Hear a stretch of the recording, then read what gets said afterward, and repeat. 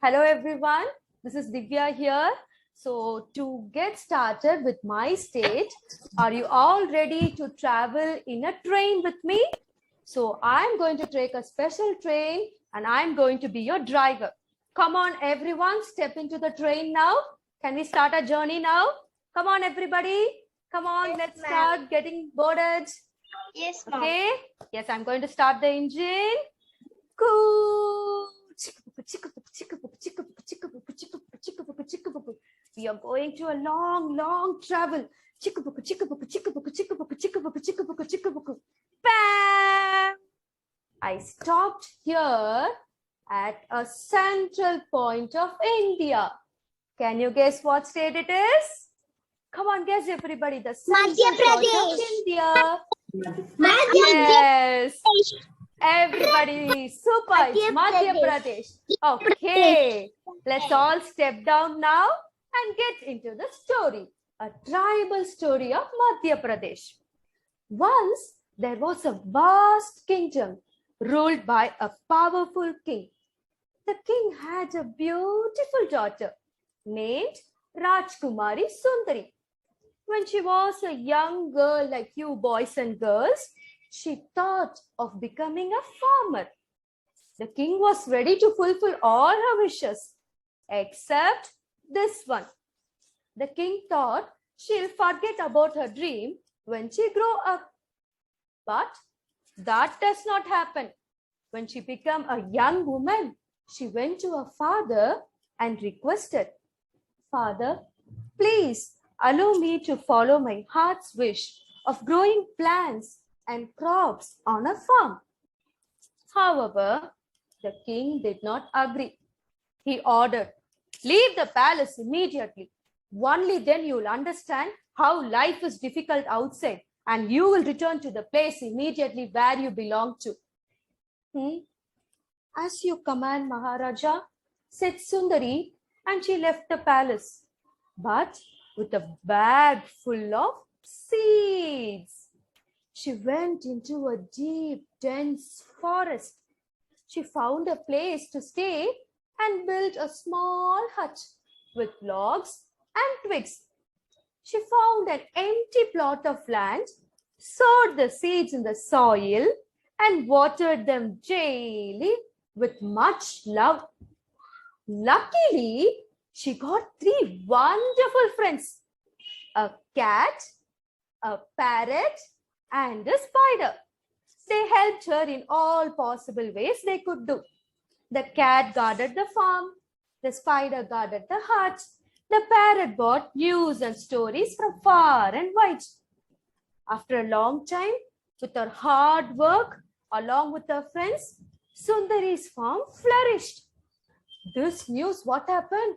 It spread to her father, the king. The father was not happy at all. He wants to destroy it somehow. So what he did, he went to Lord Indra, the king of heavens. He went there and bowed to Lord and said, "Lord, please help me to teach a lesson to my daughter and bring her back to the palace." He said,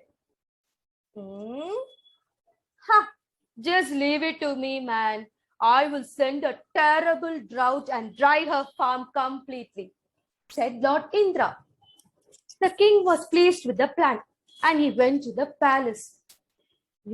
The parrot, Sundari's friend, overheard the entire conversation and she relayed to Sundari. She thought of a plan. She thought and she thought. She thought and thought and thought. And you know what she did? She moved her crops near a river. The drought came and it dried up all the farms in the kingdom, except Sundari's farm. Lord Indra was a bit disappointed. "It's okay. I'll think of a second plan," he said. "I will send heavy showers down to earth," he thought. The parrot overheard this and shared this with Sundari. This time Sundari thought and thought and she thought and thought. What she would have done? She moved all her crops to the slope of a mountain with the help of her friends. Whoosh, swoosh, boom, boom. Thunderous heavy rain came down the earth and washed away all the crops in the kingdom. But Sundari's crop escaped again. Lord Indra got very angry. How did she escape now? I will send a group of rats this time, he thought. The parrot overheard this plan and said to Sundari, Meow, that's wonderful. I will call all my friends and we will feast on the rats, said the excited cat, the Sundari's friend. The rat that were all sent by Lord Indra was eaten by the cats. Then the plan was flopped again. Again I got failed, Lord Indra thought. He got very, very furious. This time I will send several hundred of birds to destroy her farm, he said. The parrot overheard this plan and said to Sundari. This time, Sundari's spider friend called all his friends and built a sticky, sturdy web around the farm, over the farm, to protect it from the birds. All the birds came in and went back without a single grain. But meanwhile, a very sad thing, dears. Because of the drought and the flood sent by Indra, the people were suffering without food. They had no food at all. The king was watching all these things.